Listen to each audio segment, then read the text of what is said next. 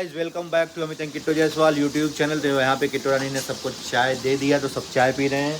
Mummy ऐसे क्यों बैठी हो? पैर में दर्द बा। एक उम्र के बाद ना पैर में दर्द होना शुरू हो जाता है। आप भी ऐसे बैठी हुई, क्या हुआ? मेरे भी पैर में बहुत दर्द। और आपके? हमारे भी पैर में दर्द बहुत है।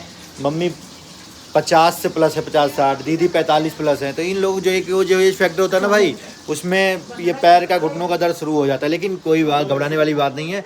चलिए मैं आप लोगों को दिखाता हूँ, बहुत ही कमाल का प्रोडक्ट मैंने मंगाया है। आप लोगों ने मम्मी से पूछ रहा हूँ तो उनके भी पैरों में दर्द है, दीदी से पूछ रहा हूँ उनके भी पैरों में दर्द है।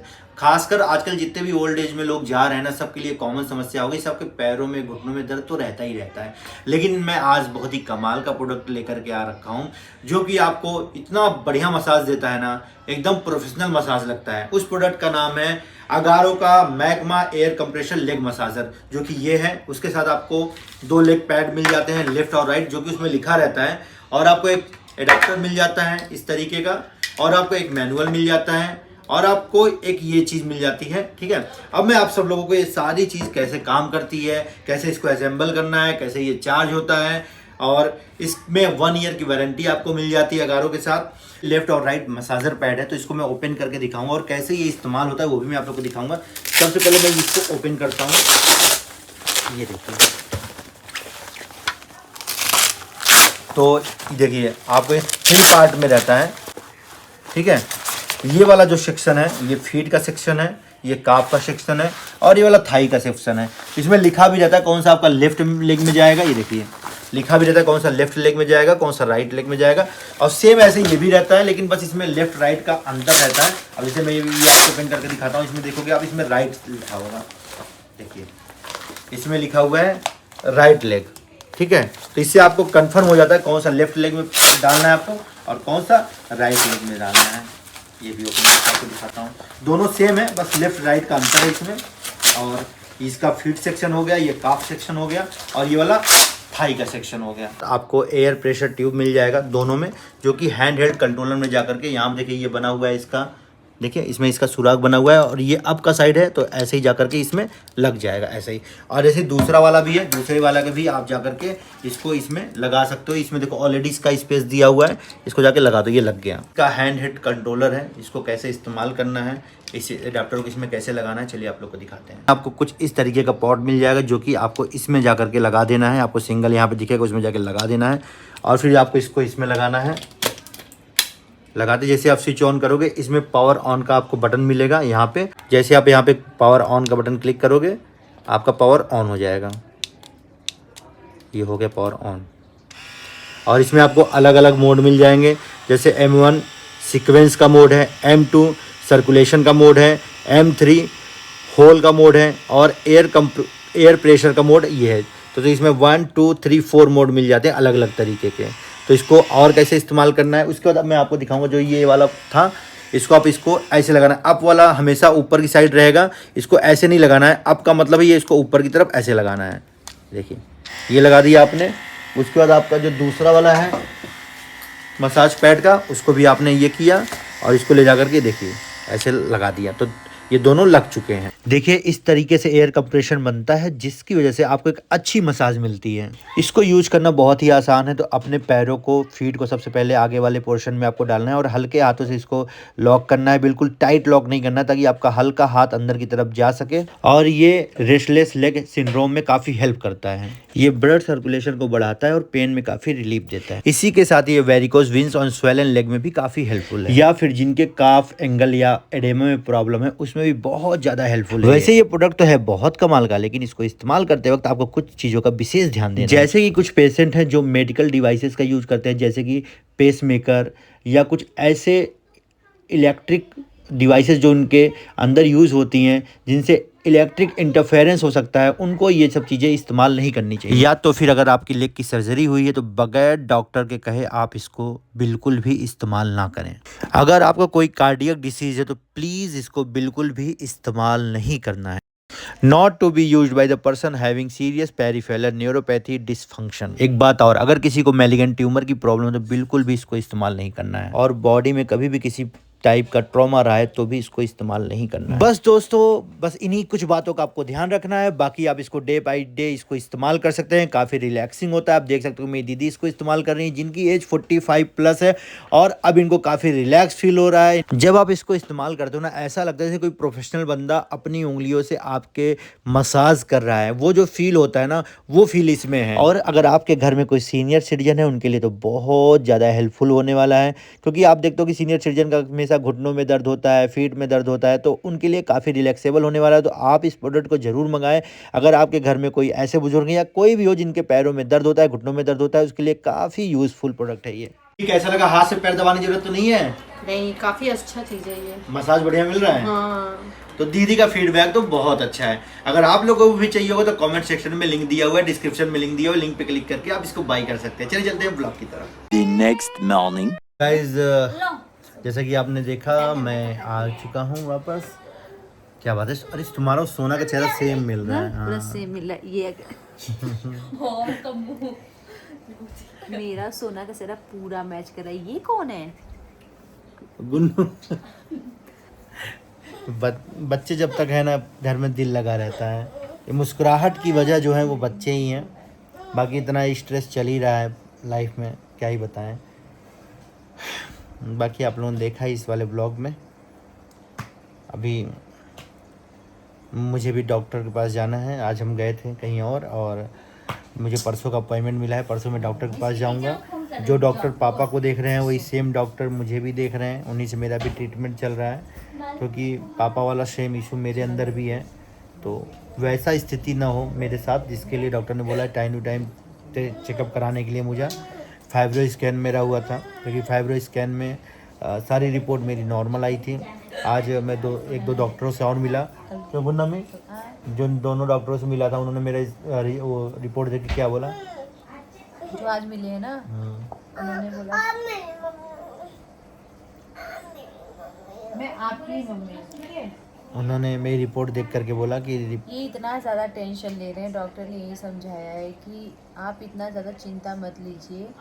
ये आप दवा देखो 6-6 महीने पे आपको तो चेक कराना ही पड़ेगा। आपको बाहर की चीज़ें बिल्कुल भी नहीं खानी है। आपको अपने हेल्थ का बहुत ही अच्छे से ध्यान देना पड़ेगा और उसके बाद आपको योगा वगैरह करना पड़ेगा। आपको जैसे कि आपके ये जो इनको है वो ज़्यादा ना बढ़े, इसलिए इनको टाइम टू टाइम उसको इलाज करना पड़ेगा। नहीं तो अगर आप नहीं करोगे तो वही पापा के जैसा भी जो हो रहा है ना, इनके साथ भी हो सकता है। मैं भी इन्होंने बोला, लेकिन बोले कि आप इसीलिए टाइम टू अभी तो सारी रिपोर्ट नॉर्मल है। देखिए क्या होता है ना कि किसी भी वायरस का कोई भरोसा नहीं होता, वो कब आपके ऊपर किस तरीके से अटैक करे। तो मेरी मेडिसिन चल रही है, जिसके कारण मुझे आना पड़ा है डॉक्टर को दिखाने के लिए। तो परसों का अपॉइंटमेंट है, परसों जाऊंगा मैं दिखाने के लिए और फिर बहुत जल्द मैं घर वापस जाऊंगा, क्योंकि अच्छा नहीं लगता। मतलब क्या बोले, मैं बहुत सारी चीज़ें हैं, सारी चीज़ डिस्क्राइब करना बोलना सब नहीं आता है। बाकी मैं बहुत सारी चीज़, आप देखते हो कि हम लोग पिछले 6 महीने 7 महीने हो गए वर्कआउट करते हुए। मैं और किट्टो बहुत अच्छे से अपनी डाइट को फॉलो करते हैं। किट्टो जो खाती है वही मैं भी खाता हूँ, और किट्टो तो हालांकि कम खाती है, लेकिन मैं शाम का भी खाना खा लेता हूँ। तो हम लोगों ने ये सोचा था कि शाम का खाना हम लोग बिल्कुल अवॉइड करेंगे। शाम का खाना 6:30 बजे से पहले खा लिया करेंगे, लेकिन थोड़ा सा मुझे लेट हो जाता था। लेकिन अब मुझे अपने हेल्थ को लेकर के बिल्कुल भी ध्यान देना है। मसाला बिल्कुल ना के बराबर खाना है। मसाला बहुत कम है और जैसे ज़्यादा ऑयली नहीं खाना है। तला भुना, जैसे खाना बनाते हो तो तेल कम डाला करो। तला भुना बिल्कुल भी नहीं होना चाहिए ज़्यादा, क्योंकि अभी आप नहीं ध्यान दोगे फिर आगे जाके दिक्कत हो जाएगी। फिर उसके बाद भाई बच्चा है, उसके बाद ये सब चीज़ें तो जेनेटिक हो जाती है ना। जैसे पापा को है तो इनको है, फिर प्रीतिक भी है, तो और जबकि इनको टीका लगा हुआ है फिर भी देखिए दिक्कत तो है। क्या कर सकते हैं। और इनको एक वहीं पे डॉक्टर के सामने एकदम इमोशनल हो गए हैं, बिल्कुल एकदम वैसे हो गए हैं।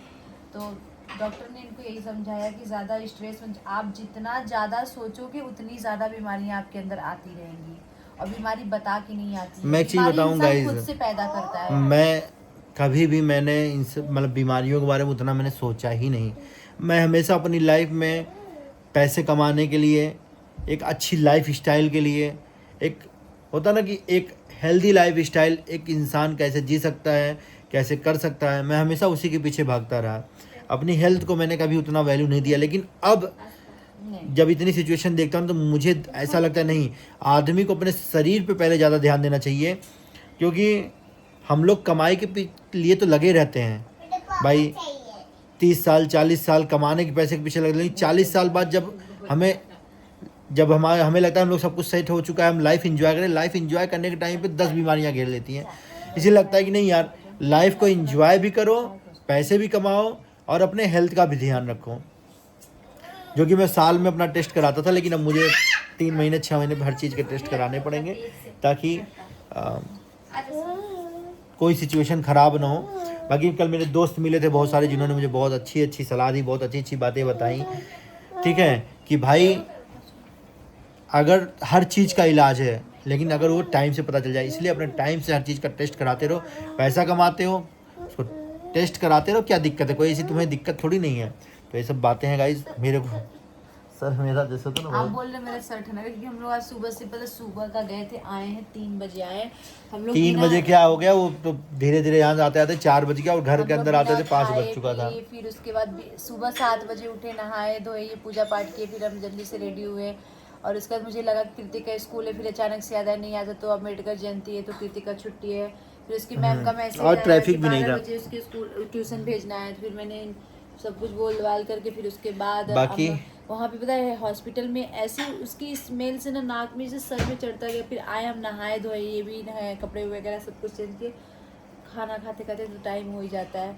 फिर ऐसे लग रहा है थकान सी लग रही है, जैसे अब कभी कभी इंसान, अब दुख है तो ऐसा नहीं है कि हम दिन भर अपना दुख ही अपना शेयर करें, 1-2 घंटा इंसान हंस बोल भी थोड़ा सा मैं हंस के बना दूंगी, उसके लिए भी दिक्कत है। अब जैसे कल घर का गृह प्रवेश है, अब सब लोग हमारे मायके से आए हैं, आज ही बुला रहे हैं कि आज आ जाओ आज आ जाओ, लेकिन पॉसिबल ही नहीं है ना कि हम आज शाम को चले जाएं या फिर आज चले जाएं, हो ही नहीं सकता। और जैसा देखा जाएगा दिल से ना एक इच्छा नहीं कर रहा किसी चीज़ में, किसी फंक्शन में, किसी इवेंट में वो होने को, लेकिन जो चीज़ दुनियादारी है, निभाना ही पड़ेगा, नहीं भी जाएंगे उसके। अभी भाभी से भी बात हुई, मैं देखो मैं टाइम फ़ोन करता था, अभी भाभी बात हुई, ठीक है पापा, बस बोल रहे हैं कि थोड़ा सा कमजोरी, वही जो दिक्कतें थी वही दिक्कत है, हार्निया का ऑपरेशन हो जाए, लेकिन ना डॉक्टर ने साफ साफ मना कर दिया ना, होती है ना, एक एज होता है ऑपरेशन करने का, लेकिन मतलब किसी भी तरीके का ऑपरेशन के लिए डॉक्टर ने पापा को सख्त मना कर दिया कि इनका ऑपरेशन नहीं हो सकता है। तो ये सब बातें हैं, अब है चीज़ें तो समय के साथ सब रहेगा, देखा जाएगा जैसे जो चीज़ें आएंगी। और हाँ, किसी ने, एक लोगों ने पता नहीं क्या डाल रखा था जैसे पापा की, अरे ये इलाज के लिए क्या नाम है, ये कौन सा आयुष्मान कार्ड है ना, आयुष्मान कार्ड लगा के हमको तो लगा कि ये लोग बच्चे लोग, इनके बच्चे पैसे खर्च करके पिता का। अरे कोई बात नहीं, देखो मैं इसके बारे में बता चुका हूँ, तुमने मेरा ब्लॉग नहीं देखा था, मैंने बोल दिया है भाई, जिसको किसी को नहीं भाई, वहाँ पे नहीं चल, आयुष्मान कार्ड ने यहाँ पे लग भी नहीं रहा है। देखो पूछने को तो इंसान पूछता ही है, हेल्थ इंश्योरेंस कराते हैं, लेकिन हेल्थ इंश्योरेंस पापा का नहीं है, तो सारा कैश ही लगा है। और उसके बाद आयुष्मान कार्ड इन्होंने पूछा था, पर उस पैनल के अंदर ये नहीं आता है, तो इसलिए नहीं लगा, तो सारे कैश ही लगे हैं, वो चीज नहीं लगा है। भैया क्या होता है ना, ऐसे हॉस्पिटलों में जितने पैसे जमा होते हैं ना, उसका भी प्रॉपर स्लिप मिलता है, ऐसा कुछ नहीं है। छोड़े सब तो बात की बातें हैं, बस पापा ठीक हो जाए। नहीं, तो चलिए, किसी ने बहुत अजीब सा बोला था यार, मेरे से सब बातें मत करो यार, मेरे को ना, मतलब मैं सोचता हूँ कि अब ये सब चीज़ों के बारे में ना, बीमारी, ये सब चीज़ों के बारे में अपना टॉपिक चाहिए। ये भी मुझे सुबह से समझा रही कि तुम जब से आए हो ना, तुम बस जैसे लेटे लेटे मैं बस वही पापा की वीडियोज़ ही देख रहा हूँ, तो बिल्कुल एकदम अब अपने थोड़ा सा माइंड, मैं तो बहुत समझा रही हूँ, पता नहीं अब जी समझे तब ना, मैं तो बोली भाई ठीक है। मैं मतलब चाह के भी नई चीज़ें हो पा रहा ना, मेरे अंदर चेंजेस, मतलब हर मेरे पापा का फेस मेरे सामने आ जा रहा है, तो नहीं हो पाता है वो चीज़। अब एक होता ना अटैचमेंट है ऐसी ना, तो वो चीज़ें नहीं हो पाएंगी, कुछ कभी नहीं हो सकती है।